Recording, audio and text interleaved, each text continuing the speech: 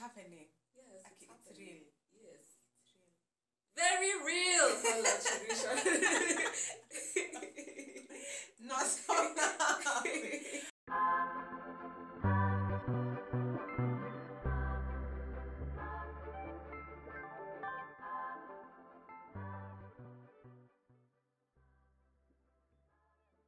Hey guys, welcome back to my space.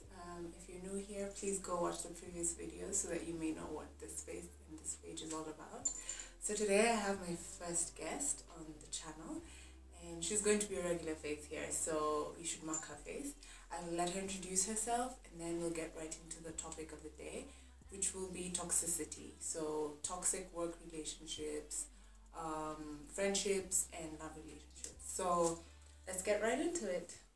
Yes, so as I had mentioned earlier, my first guest is here, and I am so excited. Yes, so I will let her introduce herself, and then we shall continue. Hi. Yeah, so my name is Stacey, and I'm a dancer. It's one of the many things I do. But yeah, I'm here to dance with Julie, and we're gonna have like some conversations about real stuff, and yeah, just have fun while doing it. Yes, we shall try. Have fun. It's gotta be fun. And be serious, and be serious at the same time. So as I had stated, the conversation today will be on toxicity. So yes, what do you think toxicity is? Okay, toxicity. It's basically, from my understanding, not as a medical professional, just how I understand it. Yes. It's where you're in a state where something is not healthy for you, mentally, physically. It doesn't put you in the right state of mind, or rather a healthy state of mind, or even just physically. Yeah. All right. That's a good way to put it. From like the scientific point of view, it's the point where an organism is exposed to something harmful, either for a long period of time or a short period of time, and this harmful thing or toxic thing ends up making the organism deteriorate. So yeah, I think it is more of actual mental, and then yes, it does manifest in a physical way, because then you find someone getting sick. And yes, so this thing happens everywhere. You find it at the workplace. You can have a toxic workspace. You can have toxic relationships, that's love related, and then friendships. So we are here not on a professional point of view, but to just give our opinion on what we think this thing is, and if someone is faced with that kind of situation of a toxic relationship, either at work or at home or anywhere, how we think it could be the best way to get out of it, or how you think a certain situation is toxic. So do you have like an example of a point where you feel like you've been either in a toxic workspace or a toxic relationship, or I've been in toxic everything. That's toxic sad, but everything. No, I think it's not sad. Yeah. These are experiences that build you up as a person. Yeah, that's true. So yeah, I'm sure everyone has had like a toxic situation. Yeah. So like for me, I have been in a toxic workspace. I have been in a toxic relationship. Yeah, the two. Yeah. For you, how did you realize, or what made you realize that this was a toxic situation? Which scenario? Let me start with work. Workspace. I realized I was in a toxic, I was working somewhere that was not good for me mentally, when I'd wake up every morning and like dread going to work, to the point that I would cry. Wow. Like, do I have to go to work today? Yeah. And I'm usually a patient person. Yeah. Yeah, like Tango, I decide I'm done with this thing. I have like nangana with You it. have tried and you're just like, tried. no, this is the end. Yeah, this is the end. Yeah. So getting to a point where you're crying. Yeah, that is. In the morning before you go to work. That's a lot. That's a lot. Heavy. Yeah. Okay, so I mean, I've been in toxic workspace, especially that. With relationships, yes, friendships more. I don't know if I can say that I've been in a toxic. Okay, yes, that would be a lie if I said no. I feel like everybody has gone through a toxic something. Yeah. And especially relationships, because most times we don't realize it when you're in it. When you're out of it, that's when you look back and you're like, oh my god, true. that was quite toxic. True. Yeah. Especially with relationships. Yeah, that's true. Yeah. So like with regard to work, I remember for me it was more like fatigue. Like you're tired even before you go to work. Yes. And it would be those ones of, I mean, I'm in a profession where I love what I do, and you'd get there and I'm doing this maybe just for the kids, or I'm doing this just for this. But it's like, it reached a point for me that it would be, okay, do I really have to do this? Mm-hmm. By the time you're getting to the office or to wherever it is that you work at, and you're just like, okay, I'm already tired. And you've not even started your day. Yes. You've not started your day. Yes. You've not even figured out the tasks you have for the day. Like but you're tired on your way there. Yeah. Like, you wake up and you're just like, oh do god. I have again, to do it? yeah? Yeah. And I feel like that is the point where most people, it's the make or break point for many people. Mm-hmm. When they realize that, okay, this must be toxic. If I'm feeling this way, this must be toxic. And it's very sad that very many people don't, that's the point, they don't leave. Mm-hmm. They start making excuses like, okay, kazi ni kazi. Exactly, like, pesa ni pesa. I need my paycheck. I need the money. I need to make things work for me. And okay, for me, like as a single mom, it's those ones of, okay, if I leave this job, where am I getting my next paycheck? Yeah. Where am I going to get fees for my son? So it's a thin line, and you keep making excuses, or even you're like, I'm not going to look for a job, or finding another job is hard. Mm-hmm. That whole better the devil you know. Then yeah, yes. It's really sad, and I'm doing this especially because I feel like it's time we talked about these things, and it's time we get a solution. And I'm not saying you quit your jobs, please. Please don't. Yeah. Don't quit your job and then be like, you know what Juelz said. Yeah. Yeah, but if you feel like you've reached a point where you're at your wit's end, step out. It gets better. Trust me, the moment you get out of that toxic situation, you feel so much better about it. And you look back and you're like, what was holding me back? Yeah. So I would ask now, like, the workspace, how long did it take for you to leave, to be like, okay, you know what, I'm done? It took a whole year plus, I think even more than a year. Because I was like, that's the same reasoning, like, who am I to complain? People, the people don't have jobs. Exactly. Why would I leave this job? To go out there, to search, to be like everybody else. Like, you're being ungrateful, like, what's wrong with you? You need to appreciate where you are. Yeah, so many people want to be in your shoes. Yeah, exactly. So, a whole year of giving excuses, like, maybe it's just me, it's in my head. Yeah. Like, I'm actually okay, but something is telling me I'm not. Like, what's wrong with you? Yeah. You should be happy. Yeah. So, eventually I just went like, you know what? It's fine. Yeah. I it's fine.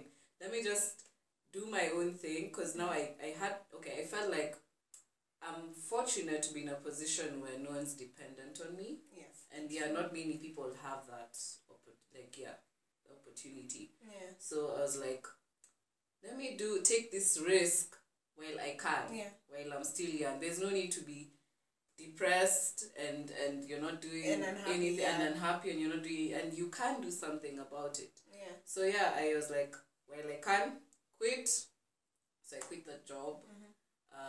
Yeah, I started my own art business. I was like, you know what, I'll just like do this. If pardon my French, shit hits the fan. Yeah. If shit hits the fan, I can move back home. Yeah. I have options. I won't be homeless. Yeah. Like, I mean, do you know how much it takes to move back home? Like, yeah, you're just used like, to, well, you're used to your space and yeah. everything and independence, and yeah, moving back home is not easy. But I was like, if it gets to that, I'm okay with that. Yeah, you're better off at that point where you've moved back home. I mean, your family will still take you back in. Yes. And happily. Yeah. They'll be like, hi, Sasa Merudi. Welcome back. You know, and it's not those ones of they won't ask many questions. What I've noticed. I mean, thankfully, I've never had to move back home. I still stay at home. Yeah, and it's those ones of the times like my dad will ask me, we've not thrown you out, so you do what you need to do, deal with you and your son, and we can cater for the rest. You're still our child, and I'm grateful for that. And I can imagine she has a family where they'll openly like, okay, you know what, come back home. And I understand, of course, the people who don't have that. That's true. Yeah, which is also brings me to another point where it's you're thinking of what will people think. Yeah. So most times you don't get out of a toxic situation because you're thinking, okay, what will people think? What will my family think? What will my friends think? And now I'll move from work toxicity to now relationships. So that's where the point where there's so much outside voices. Everybody outside is like, you know what? It's okay. Would you rather be single? I know men do this. You know, this is what they do. Yeah, this is what they do. So get used to it. Get used to it. Yeah, but then when it reaches that point where you're hurting daily and you can't even explain yourself to this person that you claim to love or who claims to love you, and you're just thinking, how did this get bad so fast? Yeah. So even when you're at that point where I want to leave, I want to get out, you keep thinking, okay, what will my friends think? What will my family think? Maybe even you've reached the point of you've met each other's families, and you're just thinking, how do we turn back from here? Or how do I start off from here? Yeah. It's not easy, of course. I mean, it's not the easiest step to take, but it's one of those things, and you said something about when you can, yeah? If you can do something about it, do it. Don't wait, because then if you keep lingering in that situation, trust me, you will always find a reason to stay. You always find a reason to stay. Always. And especially in relationships.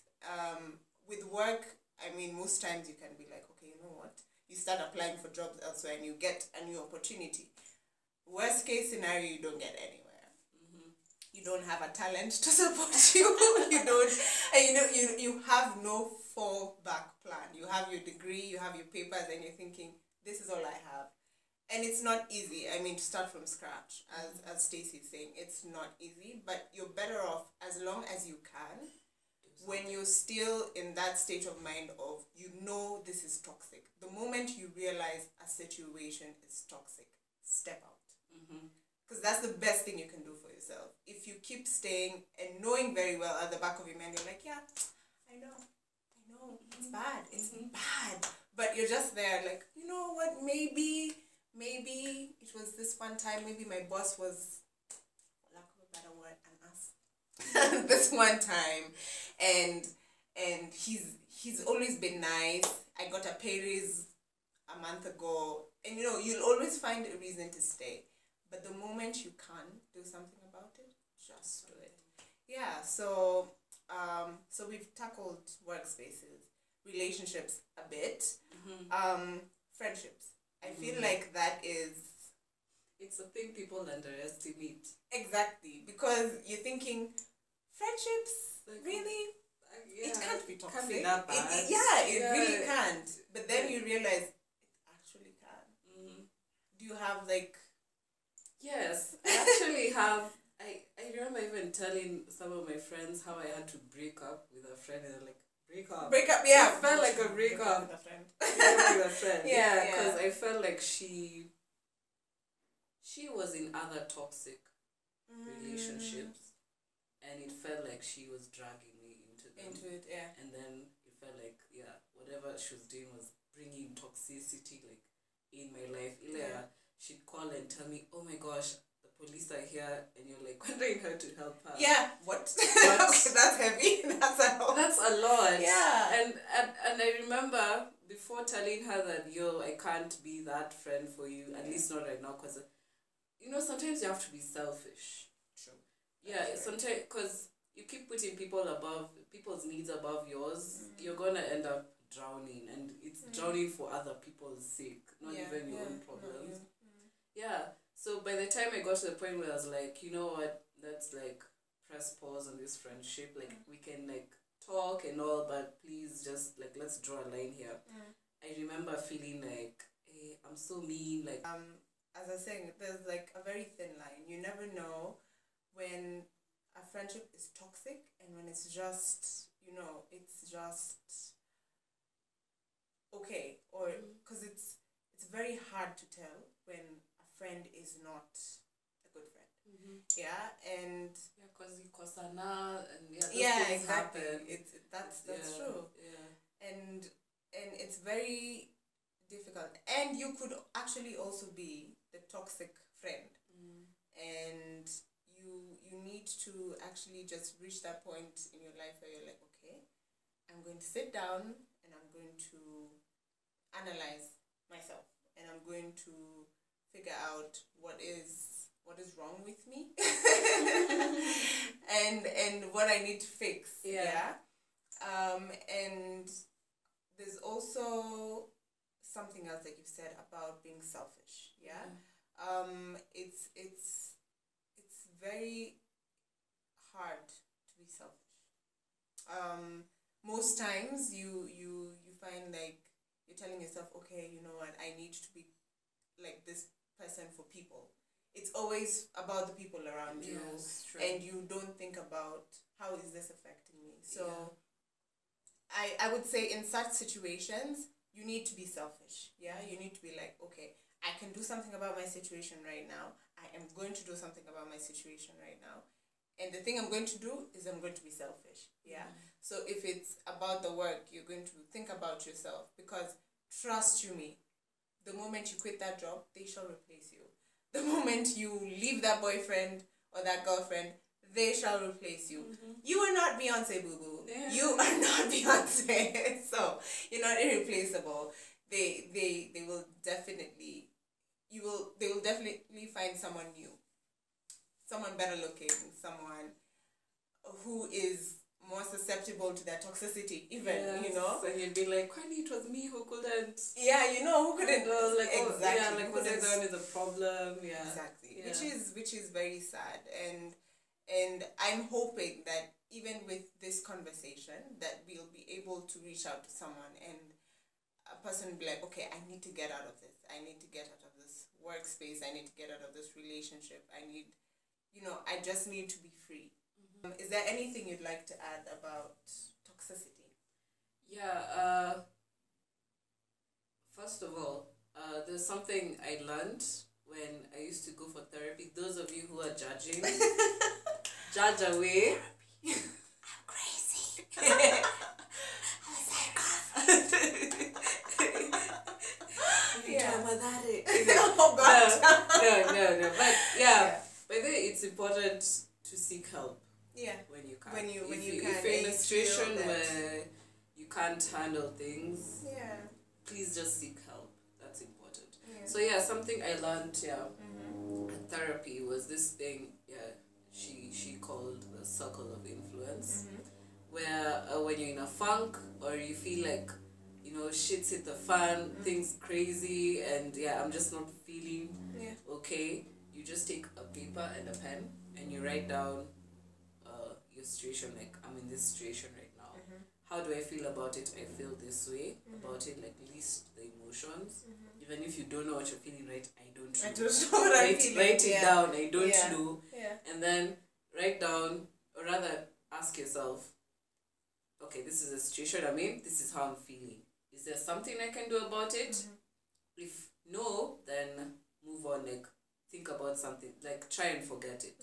But if yes, try and list down all the things you can do, and then actually go ahead and do them. Yeah, and from that, I even learned that there's power in writing down. Because it's like, when you're writing down, it like sinks into your brain. Just taking that action of pen and paper. Don't even use like your phone. Old school with this pen and paper. So that's something that I try and do in my life, and I find it's something that feels so obvious, but when you actually do it, it helps a lot. It does. Yeah, you even find you come up with solutions you didn't know you had. Oh, that's interesting. I find that very profound, because I'm the kind of person who talks. I'd be like, okay, I'm sad, I'm pissed, I'm going through something, and this is how I feel about it. But I feel like there's something more personal about writing it down. It's a me thing, it's a me situation. So I'd be like, okay, this is it. This is what I'm going through, this is how I'm feeling. And I feel like with that, it's even easier to fix it. And it's a step-by-step scenario. It's not rushing into something, because I feel sometimes even when you talk, you'd rush into a solution. True, but when you're writing, you're actually you're actually thinking. It's a process. It's a process. So I mean, if that can work for you, I feel like it's probably something that could work for everybody.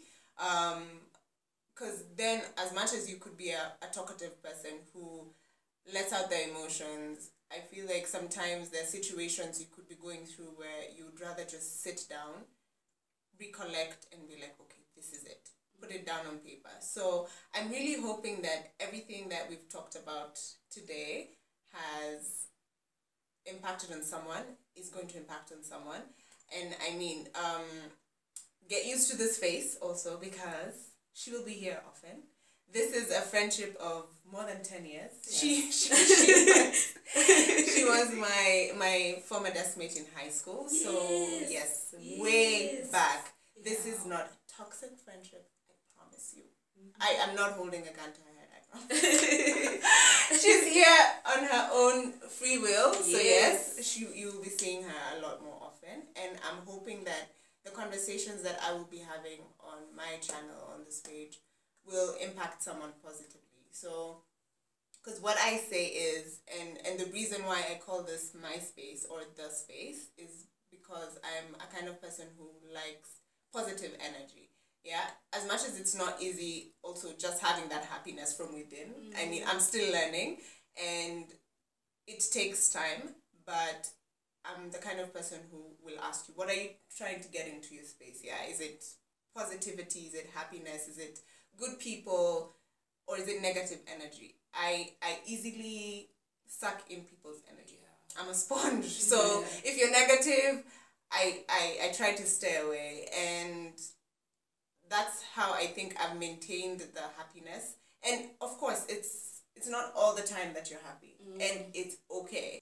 So you can't constantly be happy, and it's fine. But you need to be the kind of person who is able to get out of that funk and get yourself out and just be like, okay, you know what? I mean, it's one thing to be going through something, but it's another to stay in it. So, as human beings, we need to learn to get out of toxic situations, to get out of situations that are making us unhappy. And it's a day by day, it's a step by step basis. So I'm hoping to catch you in my next videos, and I'm hoping we'll continue this conversation down in the comments. So comment, let me know what you think on toxicity, if you've been in that situation, how you got out of it, and how you're getting out of it, and let's connect. So see you in the next video, and don't forget to live, love, and dance. Wait a minute.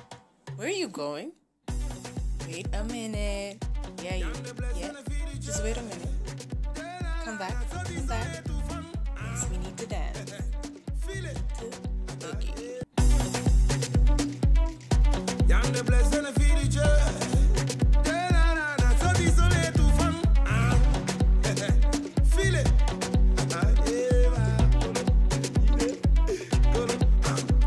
Ma copine vient te déranger, déranger, baba, va déranger. Allez, chicote-moi les ouais, je dérange, baba, va, je dérange. Ah, tout le monde va danser, la musique a décollé. Allez, chicote-moi, c'est que roule, bata, la cause à danger. Love on the dance floor, you're feeling the pressure. She's a diva and she's in my head. I know what you came for, you got my attention. You're the reason I've been in my head.